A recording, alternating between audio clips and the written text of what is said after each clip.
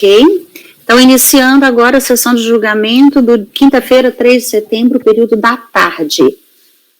O próximo item da pauta é o item 100, doutor Pinheiro.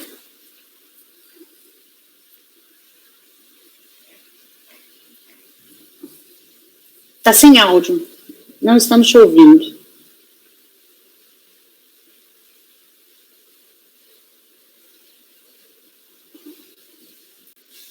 E agora, entrou o áudio? Entrou. Ok. Porque ele estava aberto, mas o problema era no microfone. É um processo da indústria gráfica de Aracaju Limitada. É um recurso voluntário interposto em face de decisão da sexta turma da RJ de Salvador, que julgou procedente em parte o lançamento veiculado numa NFLB, que envolve as competências 1/2002 a 7/2006, cientificado em 29/12/2006. Daí eu coloco um excerto aqui do relatório fiscal. A seguir, transcrevo os tópicos da impugnação.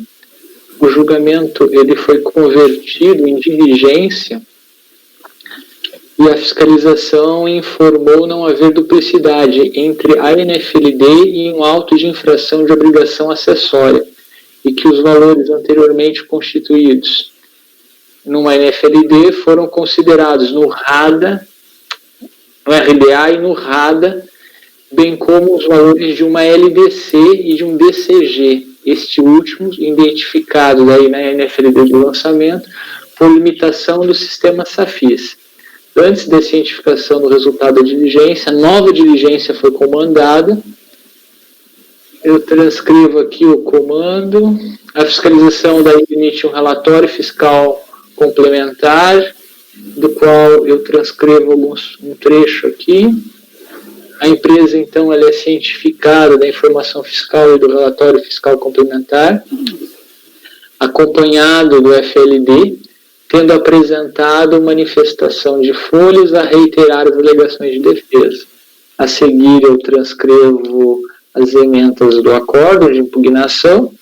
É apresentado recurso. Eu aqui destaco que houve argumentação de tempestividade, depois se levanta uma preliminar de vício no auto por cerceamento, se discorre sobre duplicidade com aquele auto de infração lá da diligência, sobre recolhimentos também algumas alegações, eu aqui transcrevo, resumindo, tem uma questão sobre parcelamento, ele adentra em boa-fé multa, deste é o relatório. Admissibilidade. Intimação em 7/5/2008, recurso interposto em 5/6/2008, tempestivo, preenchidos os requisitos, tomo conhecimento. Vício no auto, cerceamento de defesa e decadência. Para afastar a alegação de vício no lançamento por falta de clareza na identificação da origem do débito, foi emitido relatório fiscal complementar, a explicitar as abreviações adotadas no anexo 1 de folhas 97 e 100 e a correspondente origem documental pertinente aos códigos adotados na coluna Origens, ORG, bem como a explicitar as abreviações empregadas nos lançamentos do relatório de lançamento. Além disso, foi carreada aos autos a primeira página do anexo Fundamentos Legais do Débito, que não se encontrava nos autos. Não se tratou de uma mera informação fiscal, mas de um verdadeiro relatório fiscal complementar. Eis que, sem a complementação em questão, não se possibilitava uma real compreensão da NFLD. O cerceamento de defesa restou afastado como bem asseverado pelo acordo de impugnação, inclusive invocando o artigo 28 da portaria RFB 10875 de 275. Ok. Mas temos de ponderar que a efetiva ciência da NFLD somente se operou quando da intimação do relatório fiscal complementar, em 16/11/2007, data a ser considerada, por conseguinte, para apuração da decadência. No caso em tela, o lançamento envolve as competências 1/2002 a 7/2006. Daí aquela argumentação, uma vez afastado o artigo 45, por decisão do Supremo, através da súmula vinculante 8, cito o parecer 16/17 de 2008, aprovado pelo ministro, RESP 973/733, súmulas CARF 72, 99, 106, todas tratam dessa matéria, da decadência, em face do artigo 1731 do CTN, considerando-se a data de vencimento das competências, não há decadência a ser declarada.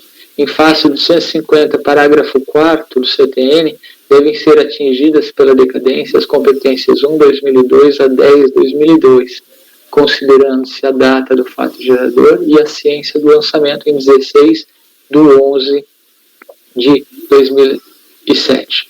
Não detecto no relatório fiscal ou no relatório fiscal complementar a imputação de dolo, fraude ou simulação, sendo que este assevera expressamente não se ter configurado a apropriação indébita. O relatório de documentos apresentados à RDA revela o pagamento de GPS 2 e 100 para as competências 1/2002 a 10/2002, ainda que com atraso, as GPS em questão foram recolhidas antes do início de fluência do prazo 1731, a configurar antecipação de pagamento. Diante disso, impõe-se o reconhecimento da decadência até a competência 10/2002, inclusive. Por conseguinte, resta afastada a preliminar de nulidade, mas acolhida a prejudicial de mérito. Duplicidade. É o AI 35, 530, 405.8 que alega o contribuinte. Não há que se falar em duplicidade entre a presente NFLD e o referido AI, pois este AI veicula tão somente multa pelo descumprimento da obrigação acessória de apresentar a GFIP com dados correspondentes aos fatos geradores de todas as contribuições previdenciárias do período de 9/98 a 11/2002. Para o período subsistente da NFLD, apenas a competência 11/2002. Consoante o artigo 32, 4, parágrafo 5º, folha de rosto, eu cito as folhas, tabela, eu cito as folhas. O fato de ter sido apresentada a defesa em relação ao AI 35, 530, 405.8, a eventual correção das GFIPs de 2002 e o fato de a fiscalização ter reconhecido a existência de recolhimentos não considerados em competências do ano de 2006, não tem o condão de provar duplicidade para competências do ano de 2002, especificamente a 11/2002. Isso porque o AI foi lavrado por descumprimento de obrigação acessória e mesmo a eventual correção das GFIPs não ensejam duplicidade para o presente lançamento por não recolhimento das contribuições e os recolhimentos de competências de 2006 não provam o lançamento indevido para a competência 2, sendo que os recolhimentos não considerados pela fiscalização já foram apropriados por força do acórdão de impugnação. Recolhimentos. Como já destacado pelo voto condutor do acórdão recorrido, não prospera a alegação de recolhimento em uma única GPS dos valores devidos para as competências 12/2002 e 13/2002, a gerar saldo de recolhimento não apropriado, uma vez que a GPS da competência 12/2002 foi integralmente apropriada na competência 12/2002, não restando saldo não apropriados, narrada folhas. As GPS não consideradas pela fiscalização foram apropriadas por força do acórdão de impugnação. Daí eu transcrevo os itens 16 e 17 do acórdão. Não há respaldo legal para se considerar valores de recolhimento de uma competência como antecipação de pagamento de competência diversa. Por conseguinte, não há como se apropriar eventual sobra de recolhimento de uma competência em outra. Parcelamento. A recorrente sustenta que os débitos constituídos pendentes do ano de 2002 teriam sido parcelados nos moldes da Lei 10.684 de 2003. Para aprovar tal alegação, carrega aos autos termos de encerramento de ação fiscal firmado em 30 de 5 de 2003, a rolar o LDC para período de 1,99 a 11 de 2002. Tela consulta de adesão ao parcelamento, avisos de cobrança de parcelamento com autenticação mecânica. Na informação fiscal de folhas 579, a autoridade lançadora esclareceu. Deve-se observar que os valores devidos na notificação 35.500.817.3 foram devidamente lançados como créditos do sujeito passivo, como se vê as folhas 48 e 68 do relatório de apropriação de documentos apresentados RADA, onde constam também valores do LDC número tal e do DCG lançamento de débito compensado, GFIP de número tal. Esse último foi identificado como NFLD por falta de opção adequada no sistema SAFIS. Restam, portanto, líquidos os valores apurados decorrentes das bases de cálculos obtidas nas informações do contribuinte. A contribuinte não comprovou que parcelamento não foi considerado no lançamento da NFLD, consolidado em 20 de 12 de 2006, não havendo reparo ao acelerado no acordo de impugnação. Transcrevo. No que se refere ao LDC debicagem 35.500.217.3, verifica-se que o mesmo foi lançado como crédito do sujeito passivo conforme RDA e devidamente apropriado conforme RADA. E mesmo no que se refere ao LDC debicagem número tal, LDCG debicagem número tal, não há que se falar em duplicidade de lançamentos, estando ditos parcelamentos devidamente apropriados na constituição do presente crédito tributário. Logo, a recorrente não se desincumbiu do ônus de comprovar o fato distintivo. Deu cito a fundamentação entre parênteses, boa-fé multa. Em face da legislação de regência invocada pela fiscalização, a multa e os juros aplicados não dependem da intenção da empresa, sendo irrelevante se agiu com dolo ou boa-fé. Além disso, o presente colegiado é incompetente para afastar ou reduzir a multa de mora, sob fundamento de ofensa a princípios e regras constitucionais. Por fim, a multa de mora aplicada considerou a classificação declarada em GFIP com redução de multa, sendo até o presente momento mais benéfica, quando comparada com a atual multa de ofício advinda da Portaria MP 449, convertida na Lei 11.941. Ressalta-se que a análise para a aplicação da legislação mais benéfica deve ser empreendida no momento do pagamento ou do parcelamento do débito pela empresa contribuinte. Isto posto, voto por conhecer do recurso voluntário, afastar a preliminar e, no mérito, dar-lhe provimento parcial para reconhecer a decadência da competência 10/2002.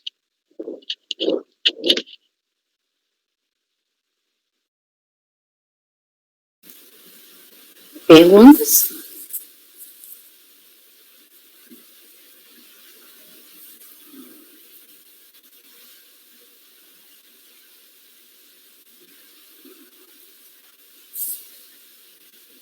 Não?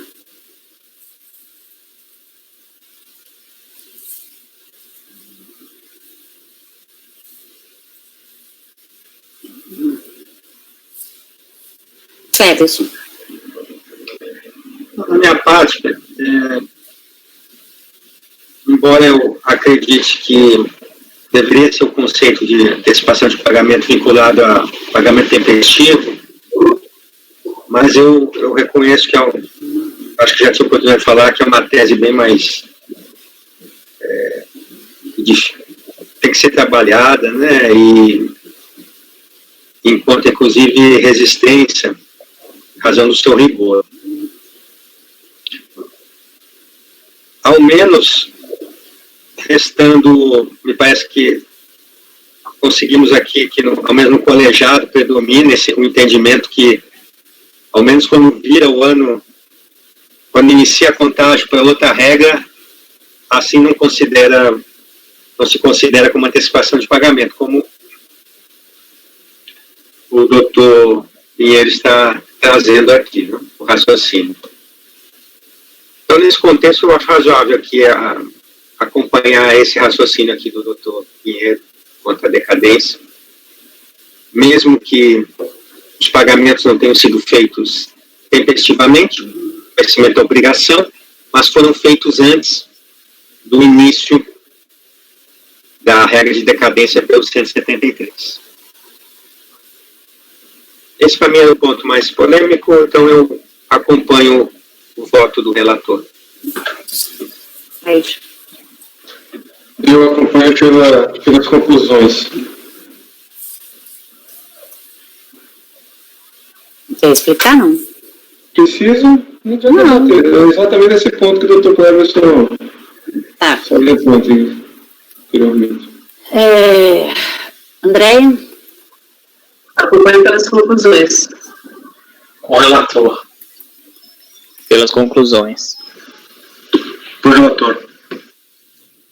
Com o relator. Então, acordo os membros por unanimidade dar provimento parcial ao recurso voluntário para reconhecer a decadência até a competência 10 de 2002.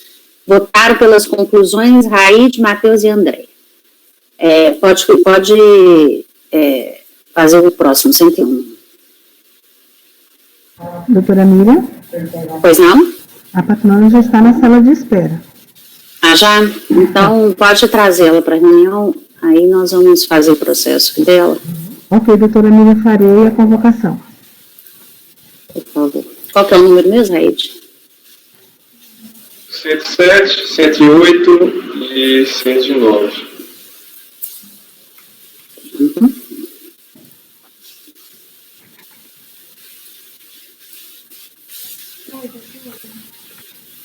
Aí já?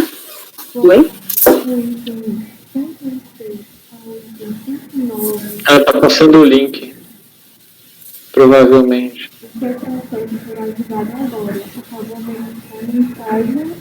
Privada no site. A 109. Por favor, verificar a mensagem privada no site.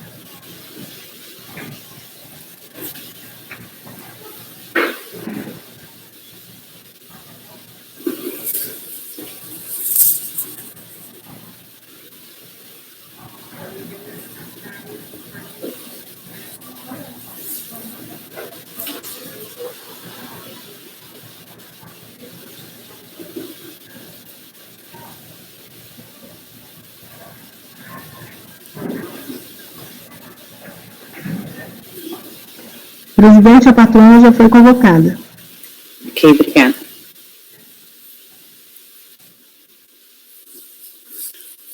Mas ela ainda não ingressou. Ela deve estar entrando, eu acabei de passar o link para ela está no celular.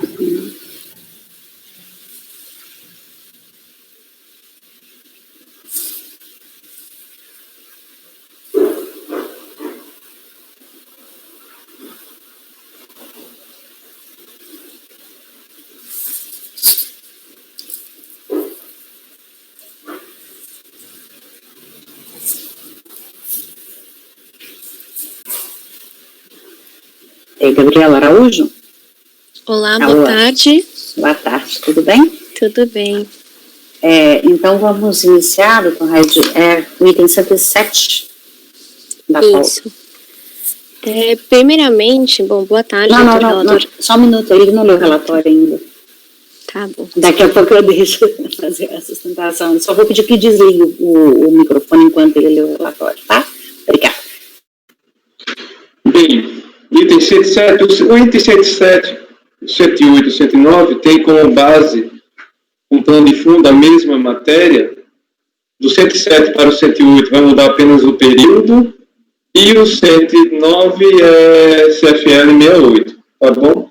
Então, vou fazer um relatório único e adentramos, no momento do voto, nas especificidades de cada um.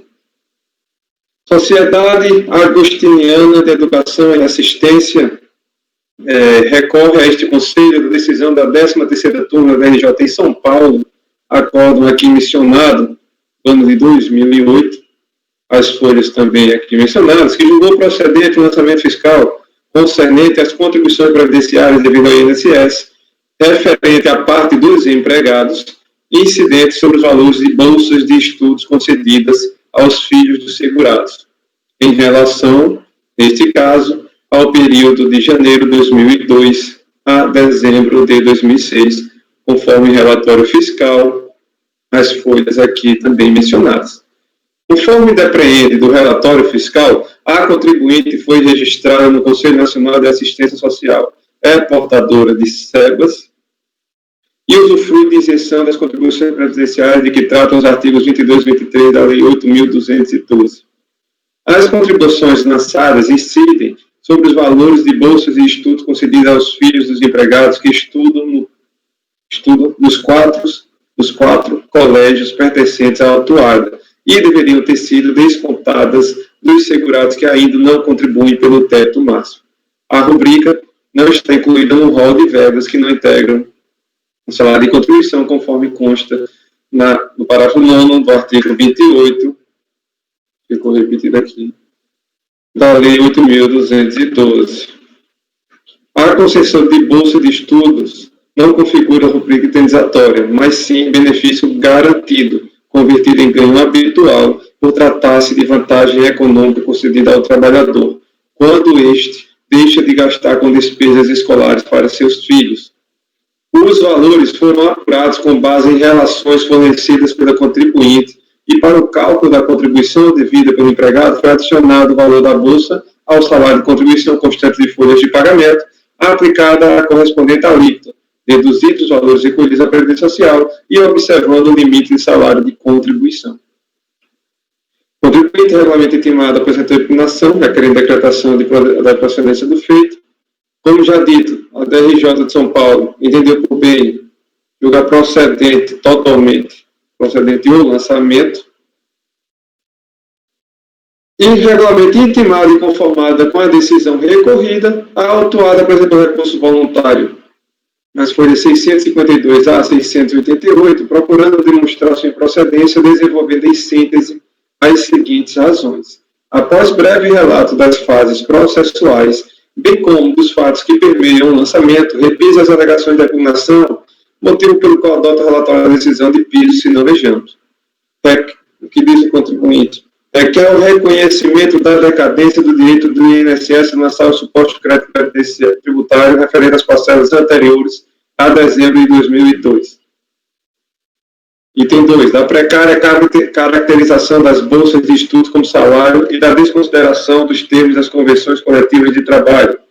No plano educacional, Lei 9.394/86, ao tratar do plano educacional previsto na lei citada, expostos no artigo 21 e 22, ficou demonstrado pelo quanto consolidado nos dispositivos legais que as bolsas de estudo concedidas pelo contribuinte se encaixam perfeitamente na hipótese prevista da linha T do parágrafo 9 do artigo 28 da Lei 8.212, posto que as mesmas atendem com exatidão às finalidades legais, alcançando, inclusive, a universalidade dos empregados, da harmonia do que estilo subanálise com quanto previsto no artigo 458 da CLT e na linha T, parágrafo 2 do artigo 28. O inciso 19 do parágrafo 9 do artigo 214, decreto 3.048, possui redação idêntica ao da linha T,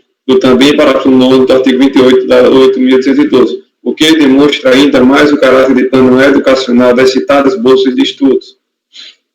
O Decreto-Lei 1422, que regulamenta a contribuição social destinada ao FNDE, que tal parcela valorativa não integra o salário para qualquer fim, inclusive previdenciário. Da hipótese prevista na linha J, inciso 19, parágrafo 9, artigo 214 do RPS.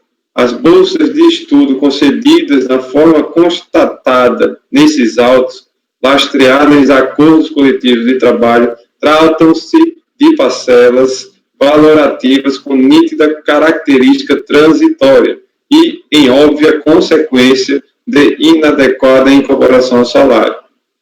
Da indiscutível comparação da CCT à lei, não cabe ao contribuinte descumprir normas convencionadas, eis que estaria em desobediência com a norma expressa do ordenamento jurídico, sujeitando-se a sanções administrativas e judiciais, já que as mesmas são equiparadas à lei. Da ofensa ao binômio custeio-benefício, da ofensa aos direitos dos empregados e contribuintes na condição de segurados do INSS. Além de ser ofendido o direito do empregado pela desconsideração do previsto nas CCTs, também se ofende o direito do segurado, pois as verbas referentes ao benefício das bolsas de estudos não estão computadas para fins de cálculo salário de benefício.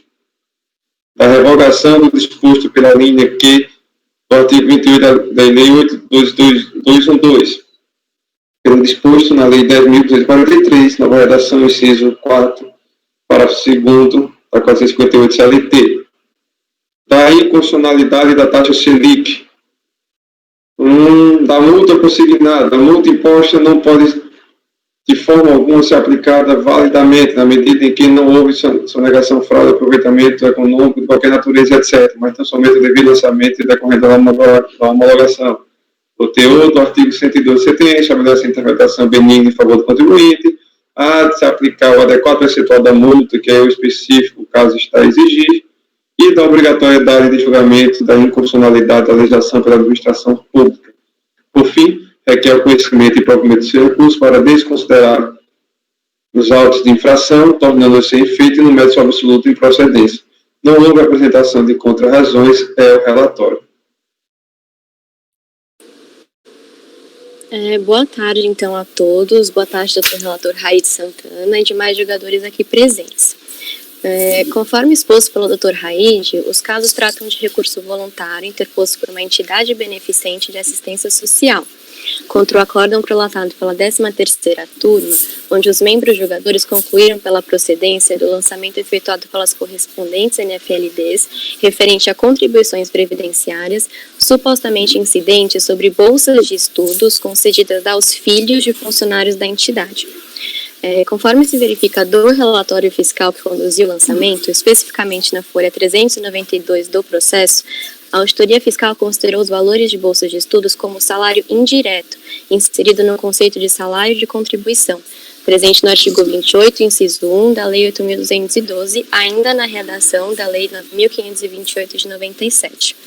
A inclusão das bolsas de estudos cedidas aos dependentes dos funcionários no conceito de salário de contribuição foi motivada pela suposta presença de um benefício garantido, ou seja, uma suposta vantagem econômica concedida ao trabalhador pela ideia de que o trabalhador estaria deixando de gastar com despesas escolares dos seus filhos.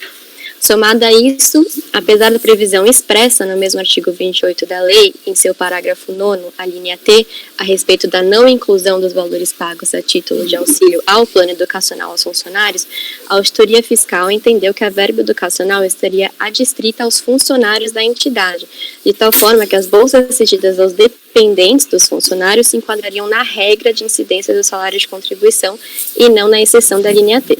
Pois bem, diante desse cenário, foi interposto o presente recurso voluntário, com base principalmente no entendimento que é privilegiado por Colém do Superior Tribunal de Justiça e no que acompanha o Tribunal Regional da Terceira Região, de que bolsas concedidas aos dependentes de funcionários de entidades, a bem da verdade, não possui caráter salarial. Nesse contexto, eu peço a vênia para ler trecho da ementa do recurso especial 821-851 de São Paulo, de relatoria do ministro João Otávio de Noronha, da 2ª turma, julgado em 11 de setembro de 2007. Tributário, salário de contribuição, valores gastos com a educação do empregado, entre parênteses, bolsas de estudo, caráter salarial, inexistência, contribuição previdenciária, não incidência. Os valores despendidos pelo empregador a título de bolsas de estudos destinadas a seus empregados ou aos filhos destes não integram a base de cálculo da contribuição previdenciária. Recurso especial provido. Em seu voto, o ministro relator João Otávio de Noronha expôs que, peço licença novamente para abrir as aspas, com efeito, acerca desse tema, é reiterada a orientação dessa Corte, de que os valores dispendidos pela empresa com a educação de seus empregados não integram o salário de contribuição e, portanto, não compõem a base de cálculo da contribuição previdenciária, mesmo antes do advento da Lei 9.528 de 97. Nesse contexto, entendo que entendimento idêntico deve ser aplicado aos filhos dos funcionários, caso em que a natureza e efeitos resultantes do pagamento da referida verba devem ser preservados. Veja-se que o referido julgamento ocorreu 4 anos antes da própria edição e publicação da Lei 12.513 de 2011, que trouxe expressamente a referência aos dependentes do segurado na exclusão da base de cálculo das contribuições na alínea T. A respeito disso, faço importante avivar o fato de que o artigo 28, parágrafo 9º, alínea T, antes das alterações promovidas pela prestada Lei 12.513 de 2011, apesar de o legislador originário na época para ter feito alusão apenas ao termo funcionários, certo é que desde lá já era privilegiado o caráter não salarial das verbas educacionais exigidas por meio de bolsas de estudo. E isso, no caso concreto, é especialmente verificado, porque a recorrente é uma entidade beneficente de assistência social, que tem como objetivo social a educação, o apostolado paroquial e a assistência social como instrumento de promoção, defesa e proteção da infância, da adolescência, da juventude e de adultos hipossuficientes. Outro sim, conforme indicado no próprio relatório fiscal e ressaltado no relatório do Dr. Raide, a entidade estava registrada no Conselho Nacional de Assistência Social, bem como era portadora do certificado de entidade beneficente de assistência social, o SEBAS. Logo, com a devida vênia, resta claro que a entidade tinha fruição de isenção das contribuições previdenciárias em tela. Sobre isso, repito, trata-se de conclusão reconhecida expressamente pelo fisco. Com isso, não há motivos ou mesmo fundamentação legal para afastar a conclusão de que a entidade fazia jus também à isenção com relação às bolsas concedidas aos dependentes dos funcionários, já que, com apoio no entendimento da esfera judicial, os valores investidos pela entidade em bolsa de estudos são verbas não salariais, em que a entidade não retribuiu, não remunerou qualquer trabalho direto ou indiretamente, mas tão somente assim o fez para promover os seus objetivos de caráter meramente social. Pelo exposto, reitero o pedido de provimento do recurso voluntário. Obrigada.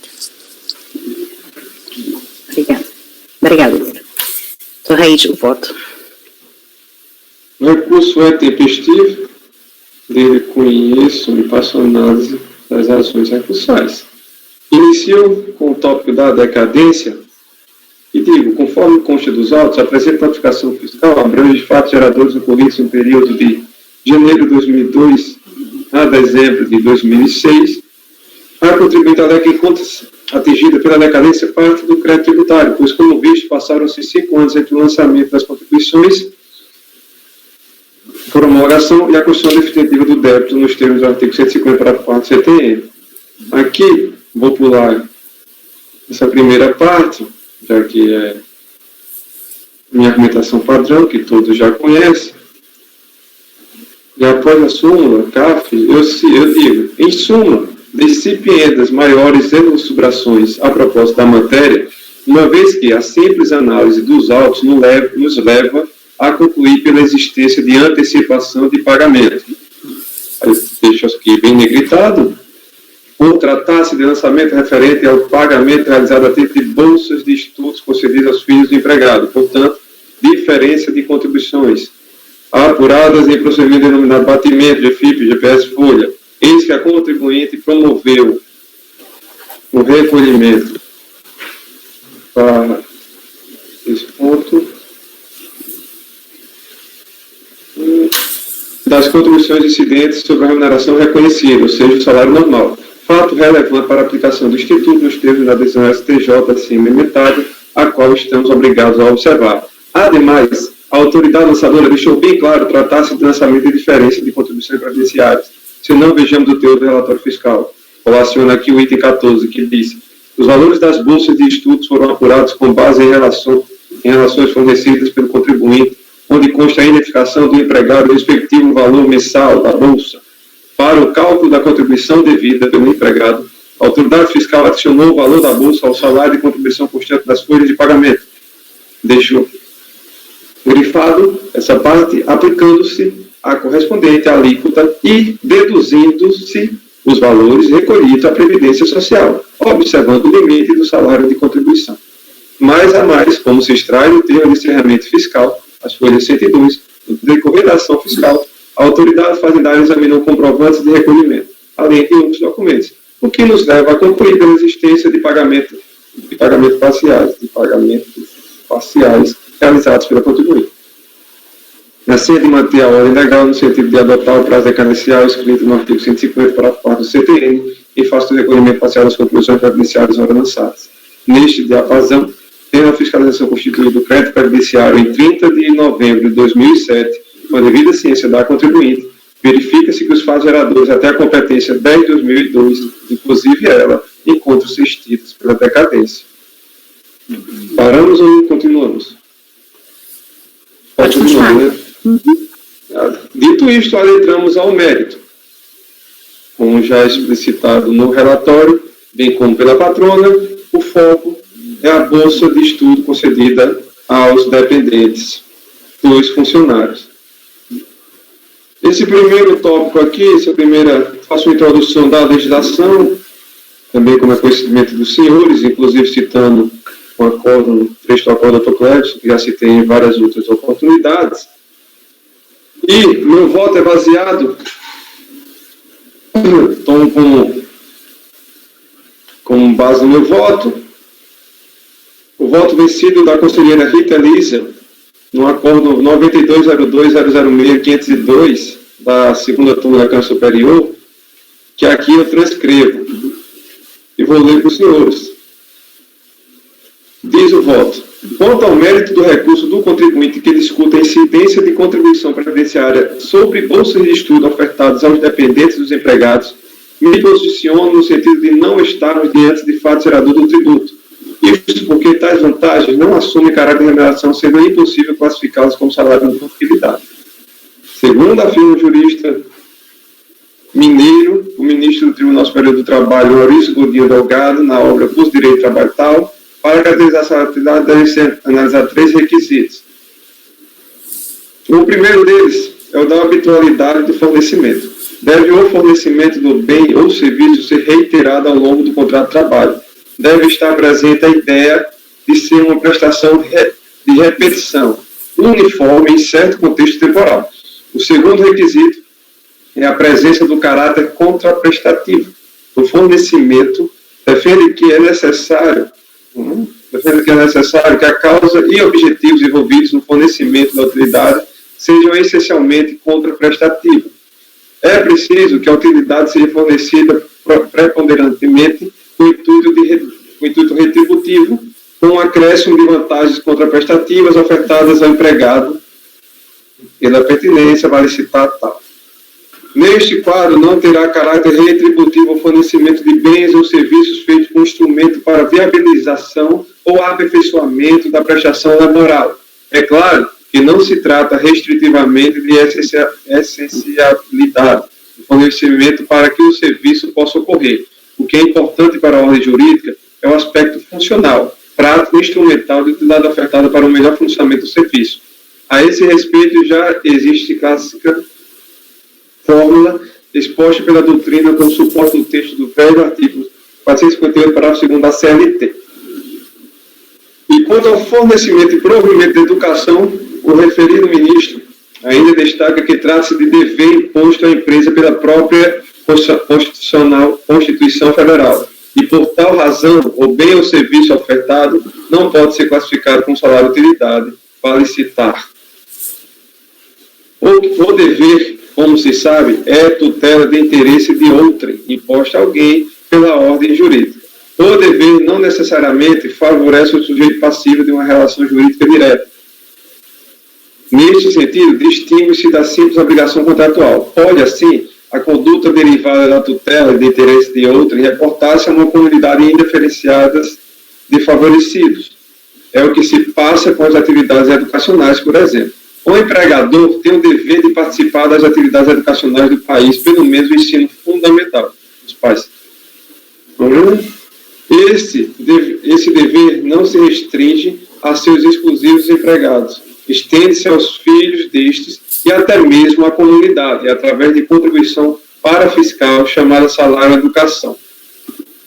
Pois, fixado em norma jurídica heterônoma do Estado, um dever jurídico das empresas com respeito ao ensino no país, ou esse deve caracterizar-se em ações diretas perante seus próprios empregados e os filhos deste, ou na falta de tais ações diretas, ele se concretiza perante o conjunto societário, através de recolhimento do salário da educação. Está-se, desse modo, perante um dever jurídico geral e não mera obrigação contratual. Quanto ao terceiro requisito, onerosidade unilateral, embora reconheça tratar-se de conduta técnico-jurídica extremamente controvertida, o ministro delegado admite sua aplicação em casos específicos. É claro que ocorre na prática jus laborativa, algumas poucas situações em que fica nítido o interesse real do obreiro em ingressar em certos programas ou atividades subsidiadas pela empresa.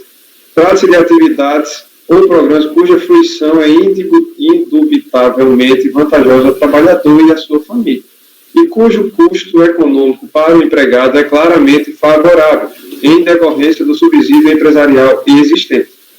Nestas situações, que afastam de modo patente a ideia de mera simulação trabalhista, não há por que negar-lhes relevância ao terceiro requisito, ora examinado. Aliás, a quase singularidade de tais situações é que certamente conduz a jurisprudência a valorizar o presente requisito apenas em alguns poucos casos concretos efetivamente convincentes. Observamos que, no caso concreto, sob qualquer prisma da análise, não é possível classificar as bolsas de estudos concedidas aos dependentes dos empregados como prestação de caráter remuneratório. Vale citar que a recorrente é uma associação de caráter educativo que tem por finalidade exatamente o desenvolvimento de atividades relacionadas ao ensino em seus vários graus, especialmente ao ensino superior. Assim, as bolsas em questão são ofertadas em cumprimento à exata finalidade da instituição educacional. Embora decorra do contrato de trabalho, as mesmas não existem com finalidade de remunerar o empregado pelo serviço efetivamente ou potencialmente prestado. Trata-se de prestação ofertada em cumprimento do dever constitucional de promover a educação e ainda, no caso, é obrigação decorrente de convenções coletivas de trabalho firmadas com as respectivas entidades de classe e representantes das categorias, o qual também possui força normativa por expressa disposição do artigo 611 da CLT. Por força do artigo 110 do CTN, a lei tributária não pode alterar a definição, o conteúdo e o alcance de institutos, conceitos e formas de direito privado, utilizados expressa ou implicitamente pela Constituição Federal, e com base nessa premissa, o artigo 195, inciso 1, a linha A da Constituição Federal deve ser interpretado utilizando-se os conceitos construídos pelo direito do trabalho, o qual, no entender desta relatória, seria o ramo de direito competente para se manifestar sobre as relações de reflexo do contrato de trabalho. Colaciona a jurisprudência e diz, embora o artigo 28, a linha 9, parágrafo 9, a linha T, da Lei 8.312, somente após 2011, em situações restritas, tenham admitido a exclusão das bolsas de estudos do Conselho de Salário e Contribuição, o STJ, bem antes, havia pacificado seu entendimento pela exclusão de tais verbas do Conselho de Salário e Contribuição. Aqui, vale citar a jurisprudência STJ, que ela o faz no voto junto a algumas jurisprudências, e diz... Isto posto com fundamento da dívida total, ela conclui pela não incidência de contribuição. Volto a dizer, ademais, este Conselho possui julgados diversos julgados afastando a incidência da contribuição previdenciária sobre tal rubrica, conforme emendas abaixo transcrito. Prescrevo aqui alguns julgados do relator Dr. Júlio César Vieira, do Tiago Tabola Simões, também do Dr. Eduardo Tadeu Fará. Diante deste contexto, entende-se que os valores relativos às bolsas de estudo concedidas aos dependentes de seus funcionários não se sujeitam à incidência de contribuições previdenciárias. Por todo exposto, estando o lançamento em dissonância com os dispositivos, né, que regulamentam a matéria, voto no sentido de conhecer do recurso voluntário para reconhecer a decadência dos fatos geradores até a competência 10 de 2002 e, no mérito, dar-lhe provimento.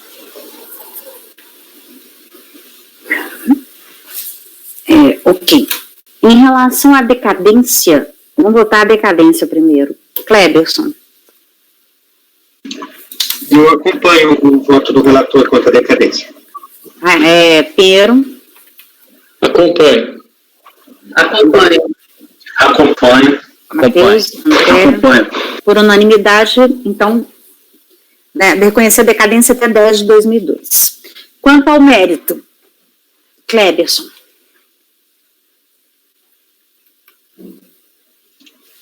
Já vamos votar ou discutir? Bom, eu pensei que daria para votar. Você quer fazer alguma pergunta, alguma discussão?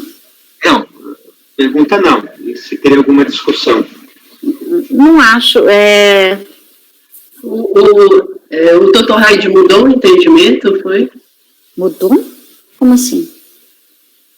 Com relação a essa questão das bolsas? Aos filhos dos funcionários?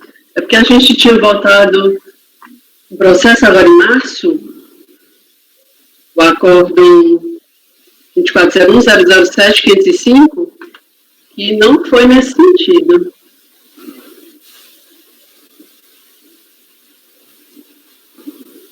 Eu não lembro de termos votado algo nesse sentido, esses dias, esses meses, doutor André.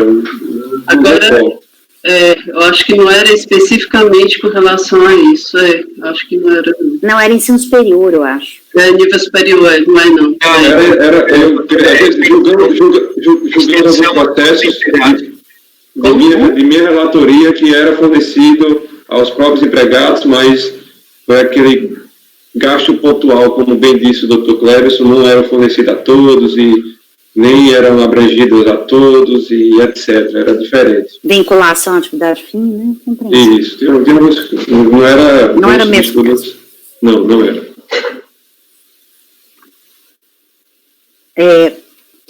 Cleberson, quer perguntar alguma coisa ou já está apto a votar? Não, eu já posso fazer as considerações e o meu voto. Pode votar, então. Esse tema é um tema, digamos, dividido no âmbito do CAF, né?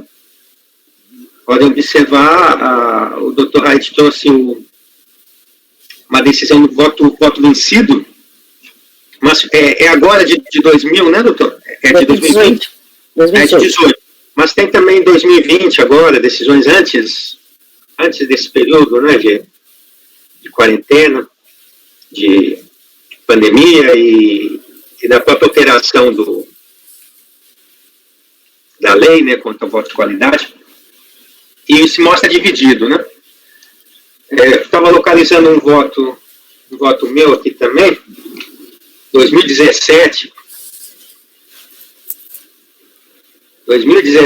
tivemos aqui também essa divisão, né? O Dr. Raid votando, o doutor André também, já adiantando aqui a doutora André, a doutora André votando também no sentido que o doutor Raid está votando hoje. Qual era o acórdão? Esse acordo meu? 2401. 005014. Ok. Mas é de agosto de 2017, né? O tempo ainda que tinha o doutor Alexandre. Uhum.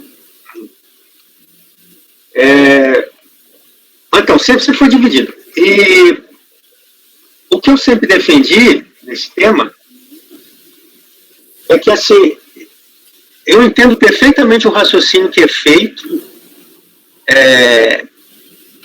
para essa extensão, né, aos dependentes, mas só que, para mim, sempre se utiliza argumentos que fogem ao controle de legalidade, aqui que se propõe o tribunal.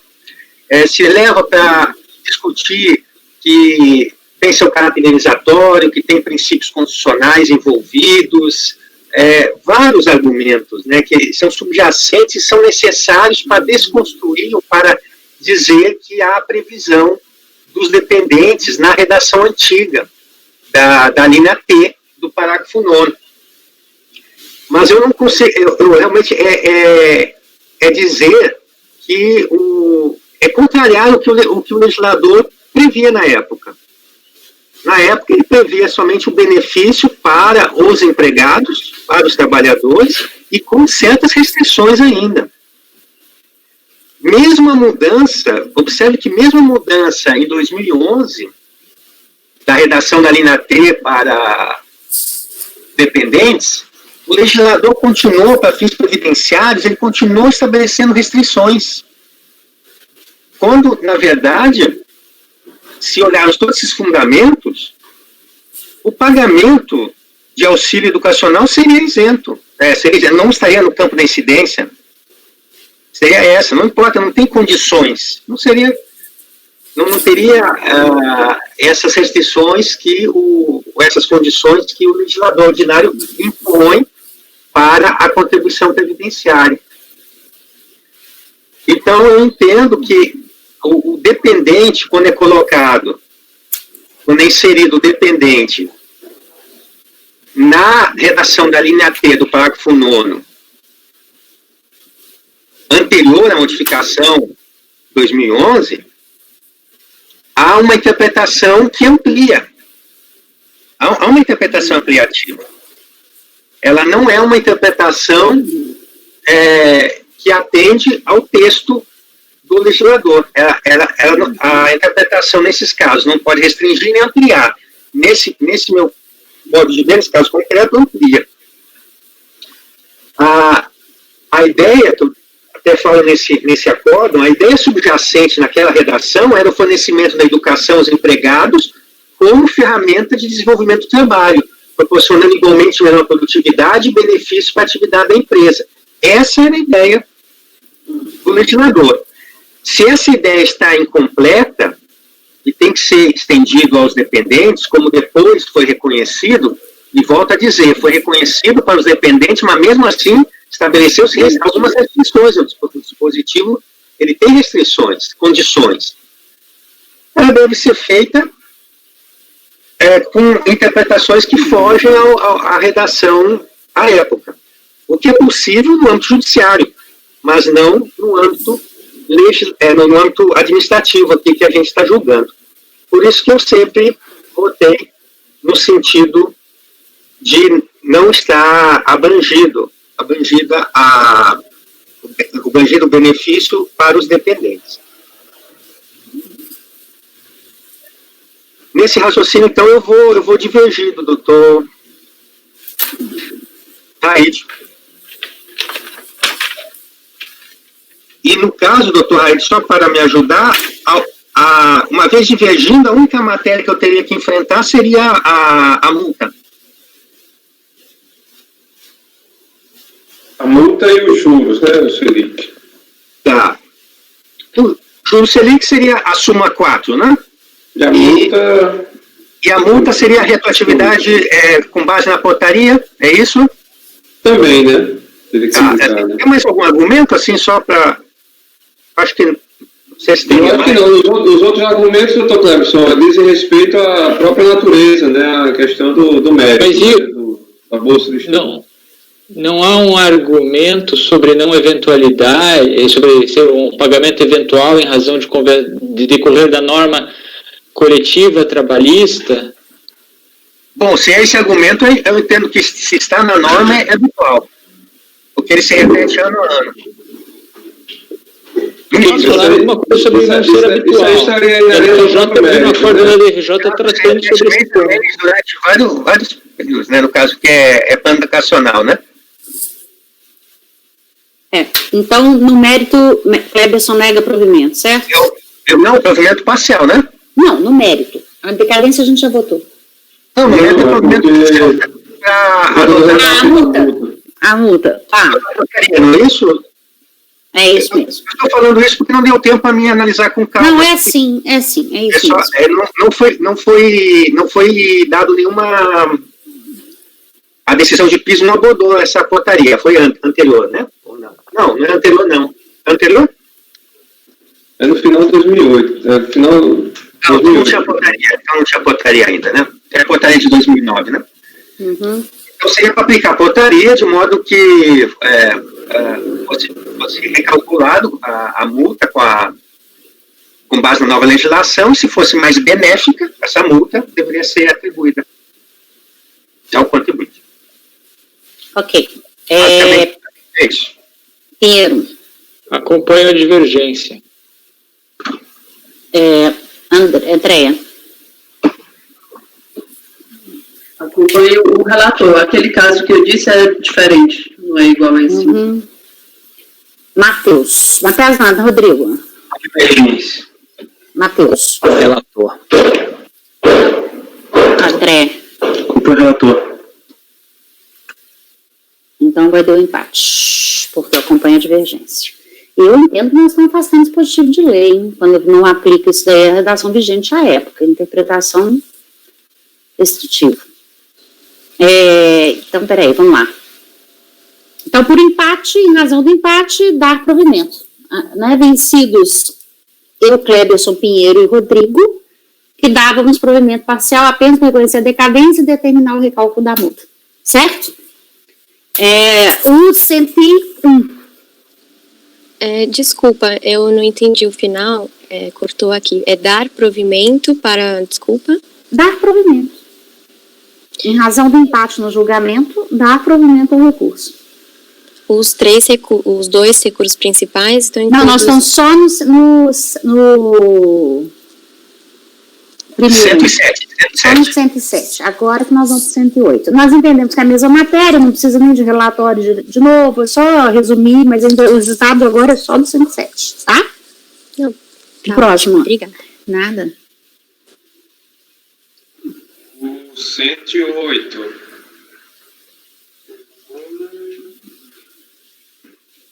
O 108 também é a IOP, né? Auto de operação principal. O que vai mudar aqui é o período. Aquele era de janeiro de 2002 a dezembro de 2006. Esse é janeiro 97 a dezembro de 2001.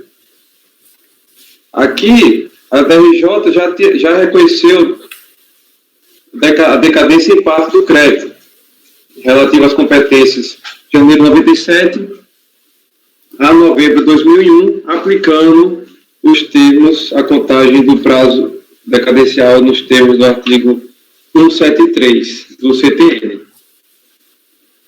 Nesse caso, de acordo com o já relatado voto anterior, por se tratar dos mesmos fatos, a mesma fundamentação do voto, eu estou reconhecendo a decadência da competência restante, qual seja dezembro de 2001, portanto, todo o auto de infração encontra-se abarcado pela decadência.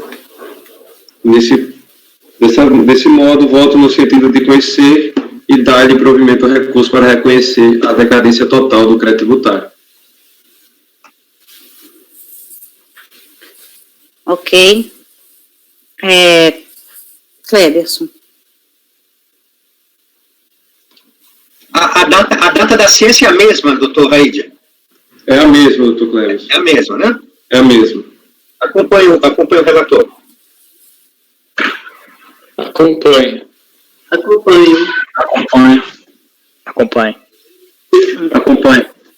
Por unanimidade de votos, dar provimento ao recurso voluntário no 108.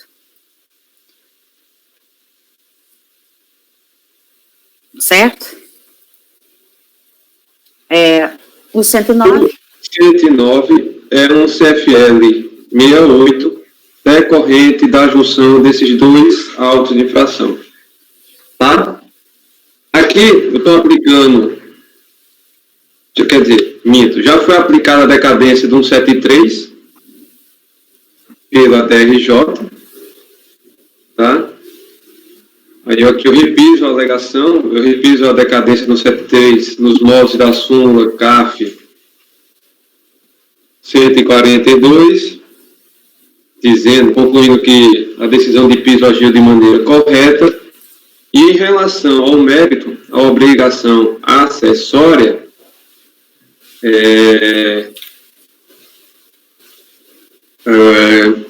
eu digo que tem que levar sorte, tem que observar a sorte do que foi julgado nos autos da obrigação principal, que eu entendo não ser cabível a incidência de contribuição previdenciária em relação a esses fatos geradores, quais sejam a bolsa de estudo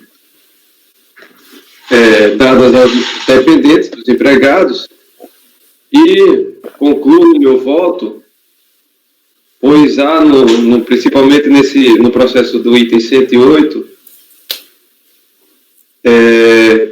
lá não foi, como se diz, analisada a obrigatoriedade o mérito da questão, né?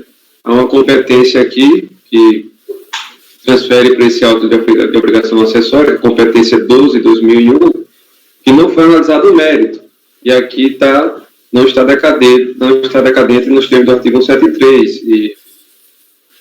Então, eu analiso o mérito, mais uma vez, da questão, conforme já mencionado aos senhores no item 107, adoto o voto da doutora Rita, cita a jurisprudência, e concluo, ao final, para afastar a preliminar, que é a preliminar decadência, e no mérito dar-lhe provimento.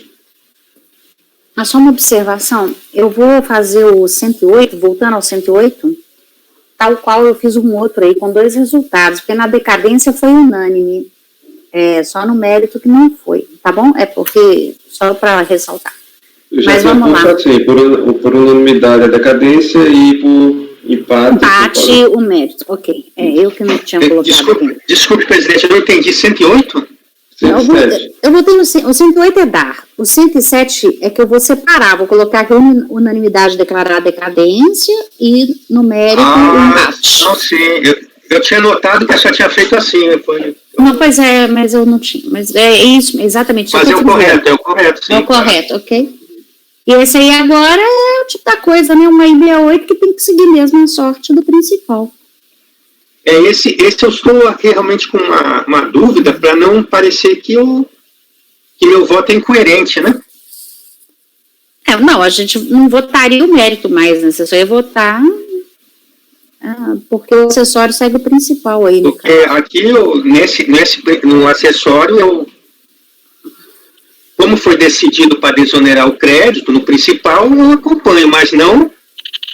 eu discordo do mérito. Teria que ser pelas conclusões, até porque... Não, só o doutor Raiz não podia enfrentar o mérito no voto dele, não. Ele tem que enfrentar em razão do 108. Não precisa enfrentar, ele vai falar... 108. Ele vai falar que é a 8 com a mesma matéria do outro lá, onde o mérito foi dado provimento. E aí segue não foi dado. Só que o outro caiu por decadência. Todos os dois lá caíram pela decadência do 150, ou seja, o período decaído por 150 lá... Mas o mérito é o mesmo. Uma parte decaída é o mesmo mérito do período subsequente. Não precisa entrar na questão da bolsa aqui nesse caso. Então são 3 processos. Eu posso no primeiro processo, o seu raciocínio é perfeito, doutora Miriam. Agora, em relação ao 107, o seu raciocínio é perfeito. Em relação ao 108, não. O 108 não se adentrou à análise da bolsa.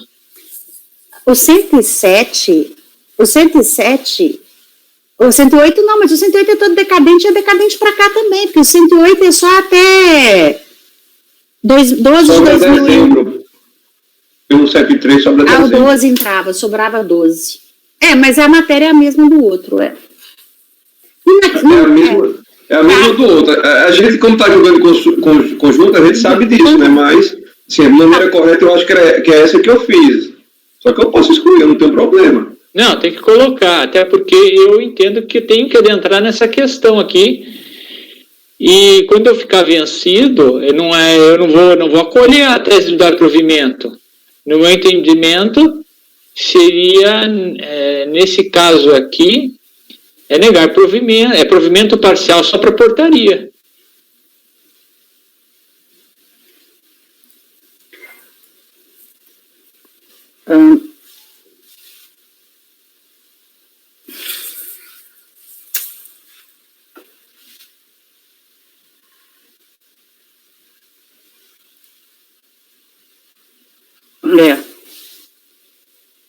Eu acho que dá para falar que o mérito do 108 é o mesmo do 107.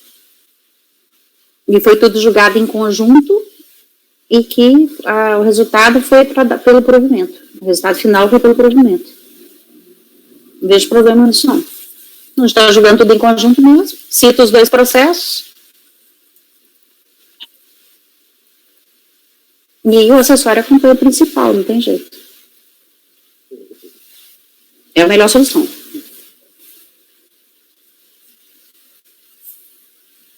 Pode ser assim, Heide? Eu não escutei, não, doutor. Me desculpa que o fone de ouvido prendeu aqui. Aí estava não ouvindo.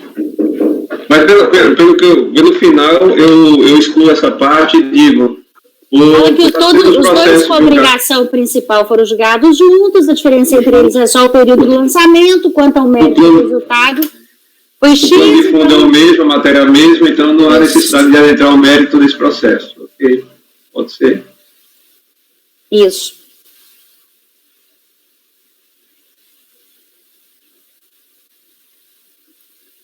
Aí vira acessório, segue o principal e pronto. A decadência é até a competência 10.02. Então, seu voto fica por dar provimento porque foi dado lá na obrigação principal, é isso? Isso, afastar a preliminar. Em primeiro lugar. Preliminar ou prejudicial de decadência, de mérito prejudicial. Tá, mas na ata eu não preciso colocar, né? Acho que eu posso pôr direto, só dar provimento. Pois é. Fala. Não, só ia dizer assim, realmente, agora, teoricamente, se é possível, já que a matéria é polêmica, um recurso especial, né?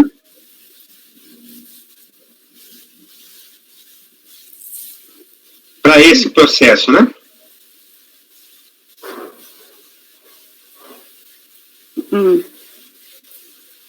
Então, não teria decisão, Tá bem, espero que esteja claro que está.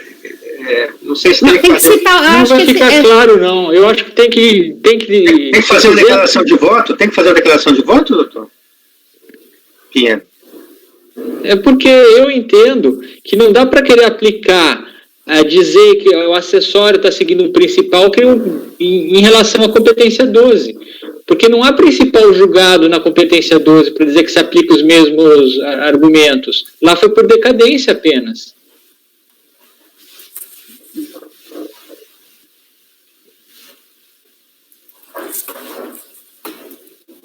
Só vai dar mais trabalho na hora de redigir o resultado, mas eu acho que tem que separar, as situações são distintas. Não são distintas, porque todos são somados para aplicar o AI68. O auto de infração é um só. Mas é por competência.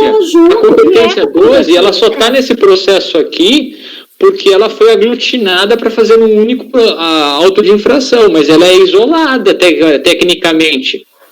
É por competências. Cada infração na competência 12 não foi avaliado o mérito, concordo. Ok.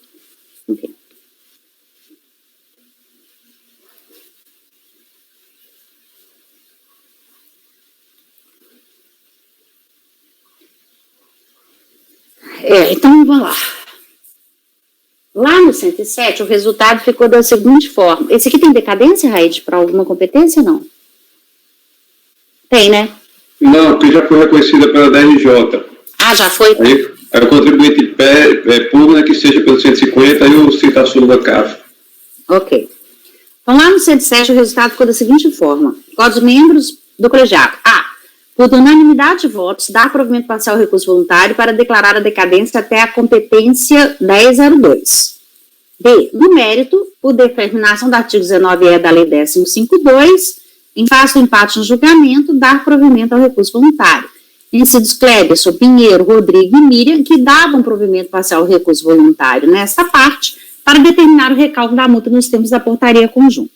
Esse foi o 107, certo? Com dois resultados. O 108 foi dado porque ele era todo decadente. No 109, que é a obrigação acessória, não tem decadência.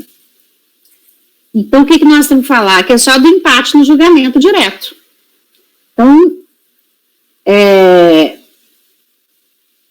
por determinação do artigo 19E, não, mas a gente vai falar que o acessório segue o principal. Seria Essa pelas parte. conclusões, né? Para a parte das competências, sim.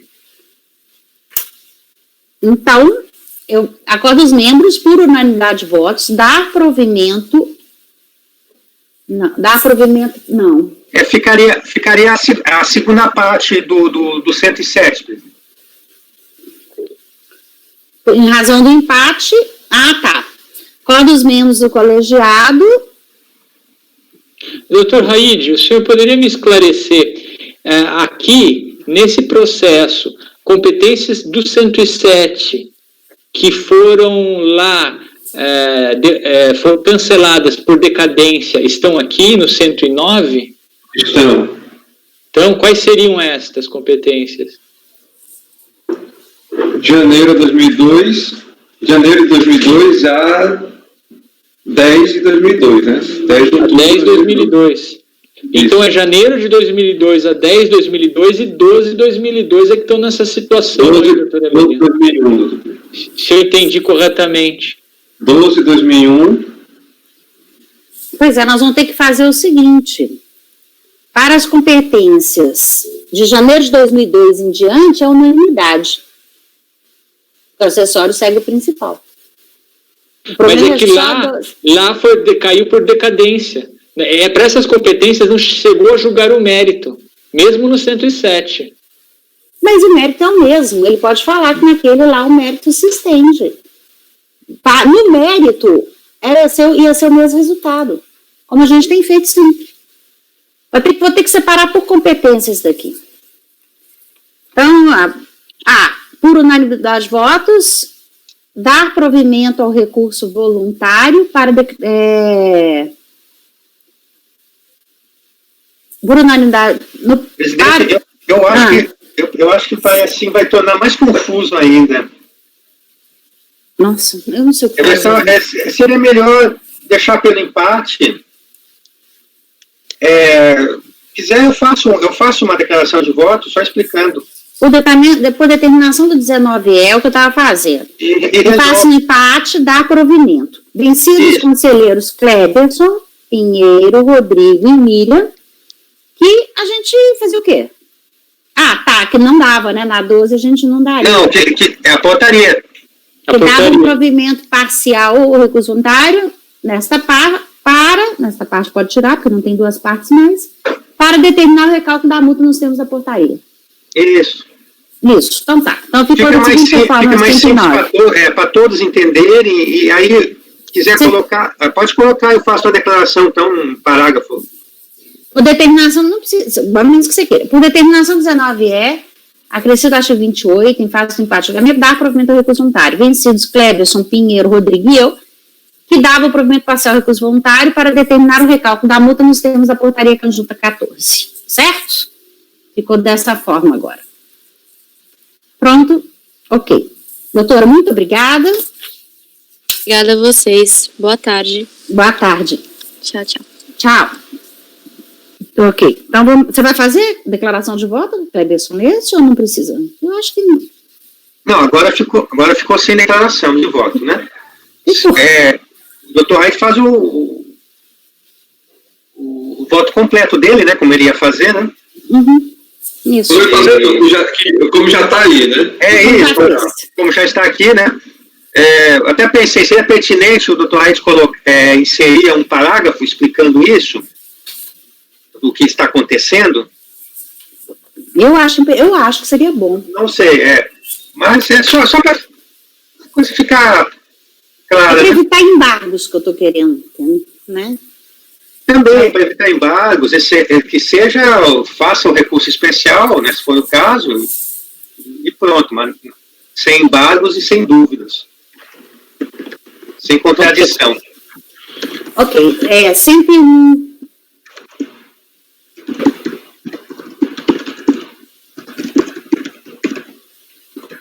101. Ótica Santana Limitada. É um recurso voluntário interposto em face de decisão de DRJ Salvador. Falar alguma coisa que eu não entendo? Salvador, que julgou procedente o lançamento vinculado à notificação de lançamento de débito NFLD e tal, competência 7/2006 a 3/2007, cientificado em 16/10/2007. Eu coloco aí um excerto do relatório, transcrevo os tópicos da impugnação, os argumentos, transcrevo as emenda do acórdão de impugnação. A seguir foi apresentado o recurso voluntário. Aqui coloco os argumentos de tempestividade, compensação, confisco, acórdão de impugnação foi omisso, aí eu discorro sobre os argumentos, deficiência do auto de infração, auto de infração sem motivação, atrás argumentos sobre o arbitramento, relação empregador-folha de salários, autônomos, inconstitucionalidades, discorre sobre contribuições para terceiros, inconstitucionalidade de salário e educação até janeiro de 97, dever de restituir. Eu coloco também os argumentos sobre ônus da prova e decisão, sobre multa, bem sucinta, de forma sucinta. Este é o relatório. Voto, admissibilidade. Diante da intimação em 8/2/2008, recurso interposto em 25/2/2008, tempestivo, preenchidos os requisitos de admissibilidade, tomo conhecimento. Compensação, confisco, acórdão de impugnação omisso. Discorrendo sobre o ônus da prova, a recorrente sustenta a inconstitucionalidade de dispositivos legais até janeiro de 97, a gerar indébito a ser restituído no prazo de 10 anos, conforme a jurisprudência, e tendo apresentado guias de recolhimento de 7/2006 a 3/2007. Caberia ao autuante retificar os pagamentos dentro do próprio lançamento, sendo possível tal retificação em qualquer fase do processo. A recorrente sustenta ainda ser a multa confiscatória. Por fim, sustenta que tais argumentos não teriam sido enfrentados pelo acórdão de impugnação. A recorrente não apresentou prova a demonstrar possuir indébito passível de compensação, e nem de o ter compensado nas competências objeto do lançamento. O pagamento mediante compensação é fato extintivo, não tendo a recorrente se desincumbido de seu ônus probatório, cito entre parênteses a fundamentação legal. As guias de recolhimento do período 7/2006 a 3/2007 constam do RDA e foram integralmente apropriadas no lançamento, conforme RADA. Não prospera, portanto, o argumento da recorrente. A multa foi aplicada segundo a legislação de regência invocada pela fiscalização, não sendo cabível seu cancelamento sob alegação de inconstitucionalidade, a súmula 2. O acórdão de impugnação não merece reforma e não foi omisso, tendo abordado as questões suscitadas pela defesa. Eu transcrevo aqui um trecho até relativamente longo. Deficiência do auto de infração, arbitramento, auto de infração sem motivação idônea e pertinente. A NFLD é anterior à defesa e aos argumentos nela veiculados. Logo, não há lógica em se argumentar pela deficiência do auto de infração, por não ter a NFLD discorrido sobre os argumentos posteriormente veiculados na peça de impugnação à NFLD. A leitura da NFLD não revela irregularidade em sua lavratura, sendo constituída não apenas por sua folha de rosto constante das folhas 2, mas por todos os anexos relacionados expressamente na folha de rosto, como a fazer parte integrante da NFLD. Cito as folhas. O termo de início da ação fiscal foi lavrado em 30/7/2007, cientificado conjuntamente com o mandado de procedimento fiscal, tem o TIAD, tendo a NFLD sido cientificado na data, tal, restando observados o prazo do MNPF, e ainda que a empresa tenha recuperado a espontaneidade, o lançamento novamente a afastou, sendo perfeitamente válido, uma vez que a recorrente não comprova o recolhimento espontâneo das contribuições declaradas em GFIP, objeto do lançamento classificado como declarado em GFIP com redução de multa. Não houve presunção indevida dos fatos geradores e nem arbitramento da base de cálculo, mas lançamento, tendo por base documental as próprias GFIPs elaboradas pela recorrente, cabendo à empresa a demonstração de eventuais inconsistências nas GFIPs. Cabia à recorrente demonstrar a inclusão indevida nas GFIPs de base de cálculo a contribuições inconstitucionais ou indevidas, ou a não consideração de compensação veiculada nas GFIPs. Não detecto nos autos prova em tal sentido. Não há que se falar em preço médio real do serviço a militar em favor da recorrente, eis que se adotou a remuneração informada pela empresa nas GFIPs e as contribuições dela resultantes e também informadas em GFIP. Acrescente-se ainda que durante o procedimento fiscal e ao lavrar a NFLD, a autoridade se identificou como auditor fiscal da Receita Federal do Brasil, conforme aflora a documentação constante dos autos, como auditor fiscal. Agora, eu só fiquei na dúvida se já era, cadê? Deixa eu ver uma coisa. Termo de início da ação fiscal em 30/7, sim, auditor fiscal da Receita Federal do Brasil. Além disso, compensações não informadas nas GFIPs, supostamente com lastro em valores indevidos a envolver competências até janeiro de 1997, não tem o condão de afastar o presente lançamento com lastro nas GFIPs do período de 7 de 2006 a 3 de 2007. Não há respaldo legal para se considerar no presente lançamento valores de recolhimento de uma competência como antecipação de pagamento de competência diversa. Por conseguinte, não há como se apropriar eventual sobra de recolhimento em débito e de uma competência e outra. Ademais, a recorrente não apresenta documentação a comprovar o alegado em débito, nem ao menos um memorial de cálculo, limitando-se a alegar dispor do prazo de 10 anos para a restituição do indébito, alegar inconstitucionalidade da alíquota do salário da educação até janeiro de 97, ou inconstitucionalidade do artigo 3º da Lei 7787 de 89, do artigo 22 da 8212, para instituir contribuição sobre trabalho não subordinado sem respaldo na Constituição ou em lei complementar, ou por ser a lei complementar de 84, número 84 de 96, inconstitucional por ofender ao princípio da igualdade e isonomia.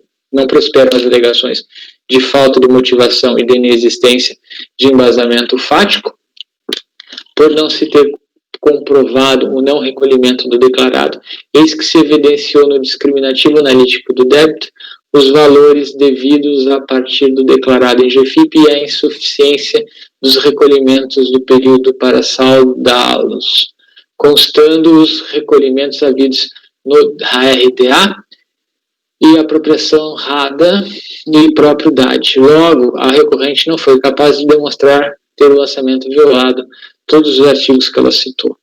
Relação empregador-folha de salários autônomos e inconstitucionalidades. A recorrente sustenta a inconstitucionalidade da contribuição da empresa em relação aos autônomos. Seriam inconstitucionais os artigos aí que eu cito no período das competências objeto do lançamento. A contribuição entre ela estava lastreada no 22.3.812, com amparo na nova redação do artigo acrescentado pela Lei 9876 de 99, com amparo na nova redação do artigo 195 da Constituição pela emenda constitucional 20, o presente colegiado é incompetente para declarar a constitucionalidade da norma, artigo sublacarf 2, logo não prospera a argumentação de inconstitucionalidade da contribuição por ofensa ao princípio constitucional da igualdade e isonomia, a gerar bis in idem ao princípio constitucional da utilidade e ao artigo 154.1 da Constituição. Contribuições para terceiros, inconstitucionalidade do salário da educação até janeiro de 97, dever de restituir.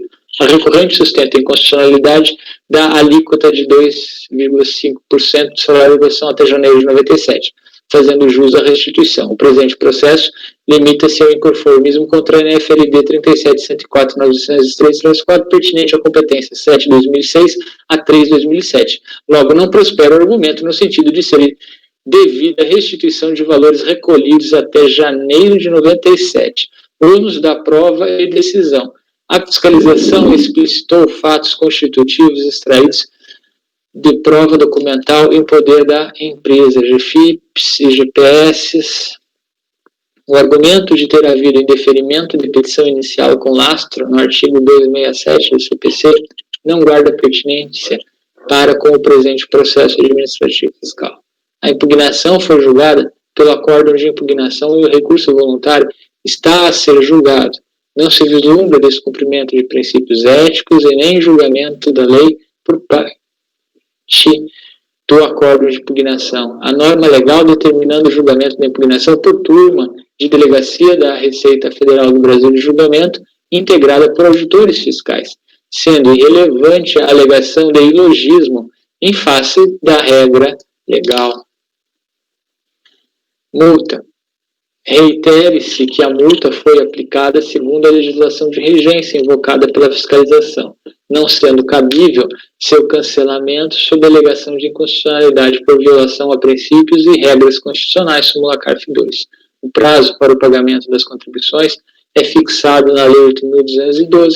O lançamento não invocou a portaria MF 266 de 88. Por fim, a multa de mora aplicada considerou a classificação declarada em GFIP com redução de multa, sendo até o presente momento mais benéfica, quando comparada com a atual multa de ofício advinda da MP 449, convertida na Lei 11.941 de 2009. Ressalte-se que a análise para a aplicação da legislação mais benéfica deve ser empreendida no momento do pagamento ou parcelamento do débito pela empresa contribuinte. Portaria PGFN RFB 14 de 2009. Suposto voto por conhecer do recurso voluntário e negar-lhe provimento.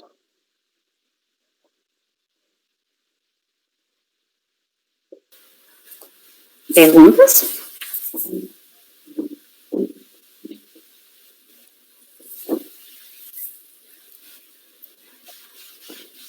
Silêncio. Cléberson, julgamos. Eu não me surgiu dúvidas, não. Acompanho o voto relator. Raide. Com o relator. Acompanho. Pinheiro é o relator. Acompanho. Ok. Acompanho. Também. Por unanimidade, negar provimento ao recurso voluntário. 102. 102. Alguém pode repetir para mim o resultado do julgamento do 101, por favor? Porque quando eu fui fazer aquele do Raide, eu me confundi e acabei apagando ele aqui dado. Qual que era? Era unanimidade, votos da provimento para ser recurso voluntário, reconhecer a decadência até a competência 10 de 2002? Esse é o voto do Pedro, mas foi unânime? Teve alguém? Foi unânime? É do 100? É do 100? Era o 100, é o 100. 100 foi unânime a decadência. Unânime decadência até 10 de 2002, certo?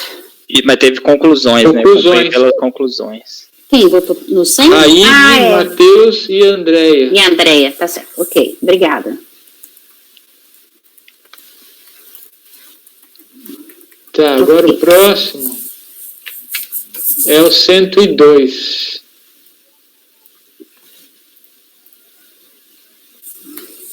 Sou Baby Clínica Infantil Urgências Limitada. Eu não sei se tem acento aqui. No meu processo nunca tem acento. Recurso voluntário? Pois não? Mas você pode pôr, não tem problema não. Não, sim. O nome certo é esse. Não, eu teria que ver na petição do contribuinte, eu não sei. Tá. Recurso voluntário contra a decisão notificação da Delegacia da Receita Previdenciária em Salvador, que julgou procedente o lançamento veiculado em NFLD no valor de tanto competências 1/2000 a 8/2005, cientificada em 15 de 12 de 2005. Então, eu extraí um pequeno trecho do relatório fiscal. Na impugnação, eu destaco os tópicos alegados. A seguir, transcrevo a ementa da decisão notificação. O acórdão de impugnação, ele é cientificado, são apresentadas razões recursais, alegando a questão de admissibilidade. Eu transcrevo aí um resumo, faço um resumo sobre todos os argumentos: admissibilidade, não apresentação de provas, cerceamento de defesa, ausência de certeza. Em síntese, o relatório. A admissibilidade, diante da intimação na sexta-feira, 1/2/2008, o recurso interposto em 4/3/2008 é tempestivo. Não mais se exige depósito recursal. Súmula vinculante, a lei, preenchidos os requisitos de admissibilidade, tomo conhecimento do recurso voluntário. Não apresentação de provas, cerceamento de defesa, ausência de ter certeza.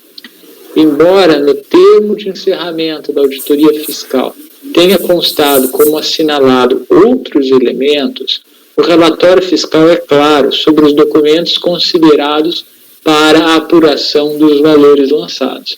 Daí eu transcrevo aqui.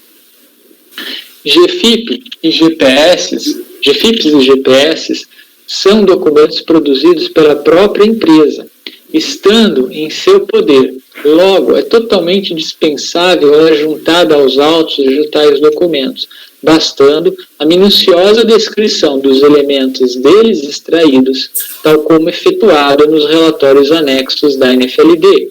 Note-se que o artigo 37 caput da 8.212, vigente ao tempo do lançamento, e o artigo 243 caput do regulamento, aprovado pelo decreto 3.048, exigem apenas a discriminação clara e precisa dos fatos geradores das contribuições devidas e dos períodos a que se referem. Além disso, ao tempo da lavratura da NFLD, havia norma a determinar a aplicação subsidiária do decreto 70.235 apenas ao processo administrativo decorrente da lavratura da NFLD, mas não à lavratura da NFLD. É a portaria 520, artigos 1º e 43. De qualquer forma, mesmo que se considere o texto normativo do artigo 9º, caput do decreto 70.235, a norma a ser dele extraída revela que a instrução do auto de infração ou da notificação de lançamento demanda apenas a juntada dos elementos de prova indispensáveis à comprovação do ilícito. E no caso concreto, a juntada ao processo das GFIPs e das GPS é dispensável diante da discriminação clara e precisa dos elementos extraídos de tais documentos em poder da empresa. Portanto, o fato de as GFIPs e as GPS não terem sido carreadas aos autos não ofende a legalidade, eis que respaldada pelas normas em tela. Reitere-se que GFIPs e GPS, assim como as folhas de pagamento, são documentos de emissão da própria contribuinte e que devem ser mantidas em arquivo pela contribuinte. Citos fundamentos legais, entre parênteses, a significar ausência de qualquer prejuízo ao contraditório, ampla defesa, em razão de a fiscalização não ter instruído o lançamento com cópias de tais documentos. A impugnação não evidencia que a empresa tenha tido intenção de reconhecer os fatos imputados pela fiscalização, limitando-se a sustentar preliminar de nulidade e conjecturar que caberia a reabertura do prazo de defesa na hipótese de as provas serem trazidas aos autos. Não há, como já demonstrado, qualquer vício ou irregularidade, não prosperando a alegação de nulidade e falta de certeza do lançamento. Devemos ponderar, contudo, que o lançamento foi cientificado em 15/12/2005 e envolve as competências 1/2000 a 8/2005.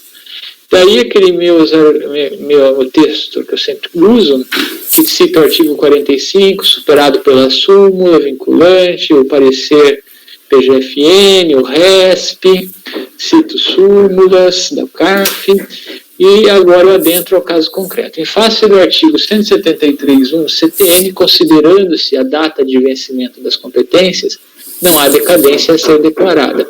Em face do artigo 140, parágrafo 4º do CTN, podem ser atingidas pela decadência as competências 1/2000 a 11/2000, considerando-se a data do fato gerador e a ciência do lançamento. Não detecto no relatório a imputação de dolo, fraude ou simulação. No lançamento de ofício, não se apurou contribuições seguradas devidas e não recolhidas. O relatório de documentos apresentados revela o pagamento de GPS 2 e 100 para as competências 1, 2000 a 11 e 2000, mas apenas com recolhimento de contribuições previdenciárias. Ainda que com atraso, as GPS das competências 1, 2000 a 11 e 2000 foram recolhidas antes do início de fluência do prazo do 173, a configurar a antecipação de pagamento, tão somente em relação às contribuições previdenciárias. Eis que nada foi recolhido a título de contribuição para terceiros, RDA e RADA. O DAD explicita que para as competências 1, 2000 a 11 e 2000 houve lançamento de contribuições para terceiros, nas competências 1, 2000 a 6, 2000, e para as quais não há qualquer antecipação de pagamento, sendo aplicado 1731. O DAD explicita ainda que para as competências 1, 2000 a 11 e 2000 houve lançamento de contribuições previdenciárias apenas nas competências 3, 2000 a 4, 2000 e 3, 2000, 4, 2000 e 5, 2000. E somente na rubrica 1 TAD RAT 25 anos, para as quais se aplica o prazo do 150, parágrafo 4º do CTN. O DAD e o DAO, diferença de acréscimos legais, revelam ainda que para o período de 1, 2000 a 11, 2000, houve lançamento de diferença de acréscimos legais nas competências DAO 05, 2000 e 07, 2000. Lembrem-se que competências DAO são sempre competências de pagamento, e elas correspondem às competências de guia, né? Daí do fato gerador, competência guia, 04/2000 a 06/2000. Assim, em relação às competências de guia 04/2000 a 06/2002, a 2. Eu tô achando que tem um cálculo errado aí. Hã? Eu acho que você fez um cálculo errado aí. Por quê? Pela regra do 173, seria 12 de 99, não de 2000, não? Ou eu tô doida? Como a análise é toda pela decadência, desculpa, eu achei melhor interromper, porque pode ter alguma variação aí. Vai ali na parte onde você começa a analisar a decadência, depois que você cita a súmula CARF 106. Tá, a data de sexta do lançamento é 2005. 15/12/2005. Perfeito. Então, aí o que acontece? 15/12/2005, se eu aplicar a regra do 150, parágrafo 4º, vai retroagir a 12/2000, certo? Peraí, 150. 2000. 1, 2, 3, 4, 5. Vai até 31/12/2001, 2, 3, 4, 5. Isso. E pela regra... 31/12/2005. Isso. E aqui foi 15/12. Então, competência 2000 não decaiu. Não. Agora, pela regra do 173, vai a 12 de 99. 173.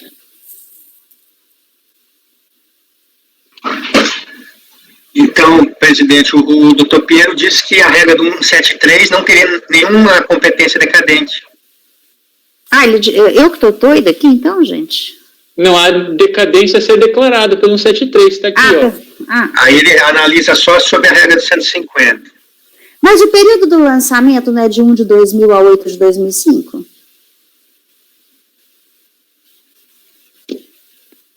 O período de lançamento... Só pode estar decadente pelo 150. 1 de 2000, olha lá em cima no seu, a 8 de 2005. Esse é o seu período de lançamento. E eu só aplicar a regra do 173, retroage a 12 de 99. Então, eu teria 12 de 99 e 1 de 2000. Eu teria um ano aí de diferença. Pela regra do 173, não está tudo decadente, não.